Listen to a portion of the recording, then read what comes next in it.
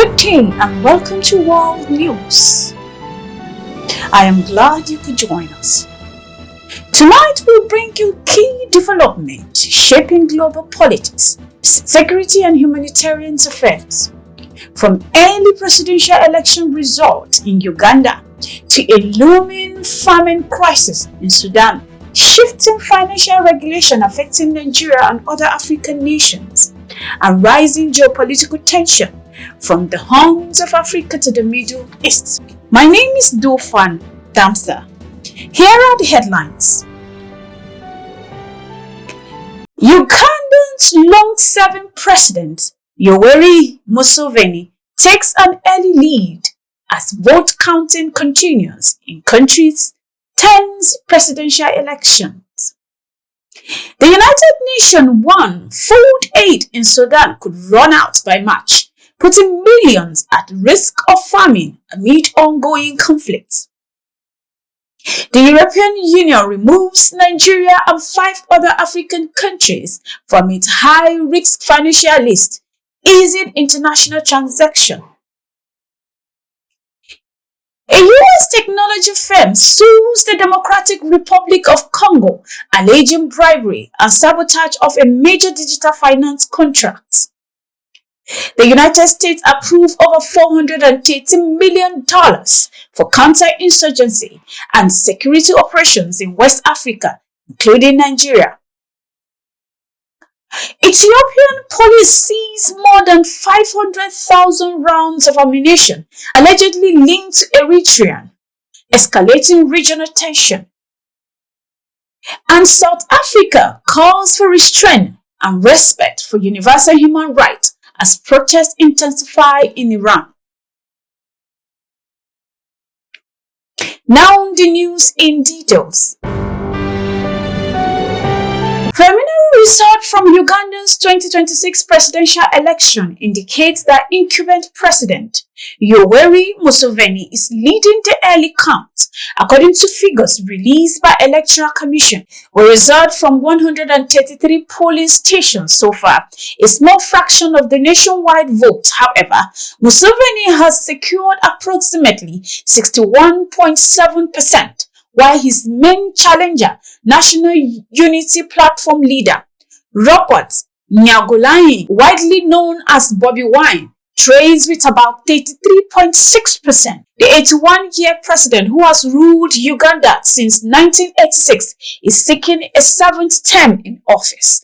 The elections has taken place under heightened tension, marked by an internet shutdown imposed by authorities, technical issue with biometric vote verification machines, and a heavy security presence at polling centers. Observers caution that the figures remain provisional and subject to change as more results are transmitted and verified. Under Uganda's constitution, final result must be declared within 28 hours of the close of polling. Opposition figures have raised concern over the electoral environment, citing alleged irregularities and restriction on digital communications. However, comprehensive independent assessments are expected only after full results are published. The United Nations has issued a stark warning that food aid operation in Sudan may be exhausted by the end of March 2026 unless urgent funding is secured. A development that has plunged millions deeper into hunger. After nearly 3 years of conflicts between the Sudanese armed forces and the Rapid Support Forces, the World Food Programme say it has depleted much of its reserve, forcing ration cuts to the bare minimum needed for survival. More than 21 million people, nearly half of Sudan's population, are now facing acute food insecurity.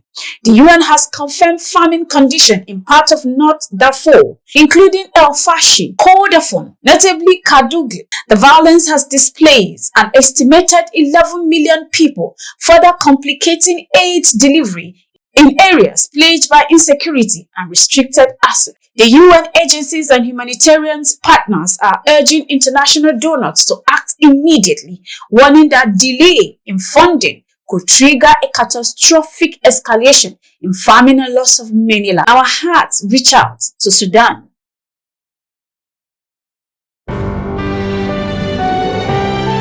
The European Union has officially removed Nigeria, along with South Africa, Burkina Faso, Mali, Mozambique, and Tanzania from its list of high-risk jurisdictions for money laundering and terrorism financing. The decision followed the country's removal from the Financial Action Task Force grey list, reflecting reform aimed at strengthening financial oversight and regulatory compliance. Under EU rules, high-risk countries are subjected to enhanced due diligence requirements that often slow trade and complicate financial transactions. The new status, effective January 29, 2026, is expected to reduce compliance costs and improve cross-border financial flow. Nigeria's Minister of State for Finance, Doris Uzoka Anite, described the move as a major milestone that will boost investors' confidence and trade, congratulating President Bola Ahmed Tinubu on their achievement. An American financial technology company has filed a lawsuit in the United States against the Democratic Republic of Congo and several senior officials, alleging bribery demands and contract sabotage. Idaho-based Pay Service say it was invited in late 2023 to modernize the DRC's public banking infrastructure, investing over $72 million in technology and services. The company claims the government failed to meet agreed payment obligations. According to court filings, senior officials, including the Minister of Finance and Public Enterprise and the central bank governor, allegedly demanded bribes. Pay Service claimed that after refusing, its contract was deliberately undermined. The company is seeking $20 million in damages and reimbursement. DR Congo's government, under the leadership of Felix Tshisekedi, has dismissed the claim, accusing Pay Services of misrepresenting itself as a licensed bank and stating that the contract has been terminated to protect the public funds. We will now go on a short break, and when we come back, the news will continue. Stay tuned. The Papyrus Global, we don't just cover events, we create cinematic experiences. From red carpets to birthdays, gala dinners, and your fairy tale weddings, we bring your moments to life with high-tech precision. Our gadgets are smarter, our lenses sharper, and our teams simply world-class. Trust the Papyrus Global to tell your story in the boldest, brightest way possible.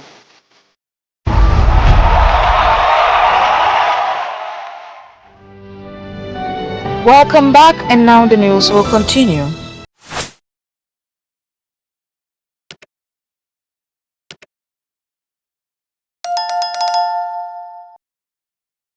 The United States Congress has approved $130 million to support counter-insurgency and security operations in Nigeria and other West African nations. The funding is part of fiscal year 2026 National Defense Authorization Act, signed into law in December 2025 and will be managed through U.S. African Command.